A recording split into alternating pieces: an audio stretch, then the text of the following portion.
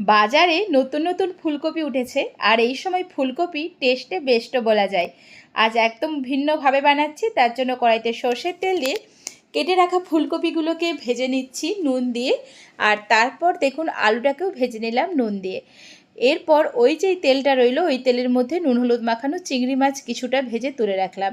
আর ওই তেলের মধ্যে আর একটু তেল দিয়ে তাতে গোটা গরম মশলার ফোড়ন দিয়ে পেঁয়াজ কুচি দিয়ে ভাজা হলেই টমেটো কুচি দিয়েছি, আর তার সাথে দিয়েছি পোস্ত 1 চামচ পেস্ট করে দিয়ে দিয়েছি, আর দিলাম আদা বাটা রসুন বাটা 1 চামচ করে, আর দিলাম পরিমাণ মতো নুন, হলুদ গুঁড়ো, কাশ্মীরি লঙ্কার গুঁড়ো, ঝাল লঙ্কার গুঁড়ো দিয়ে ভালো করে গ্রেভি বানিয়ে তাতে দিয়ে দিয়েছি ভেজে রাখা আলুগুলো, আর তাতে চিংড়ি মাছগুলোকে দিয়ে ভালো করে নাড়াচাড়া করে জল দিয়ে একটা গ্রেভি বানিয়ে নিতে হবে। আলু সেদ্ধ হয়ে গেলেই তার মধ্যে দিয়ে দিয়েছি ফুলকপিগুলো, আর গ্রেভি ঘন হলেই নামিয়ে সার্ভ করুন চিংড়ির এই ফুলকপির রেসিপি।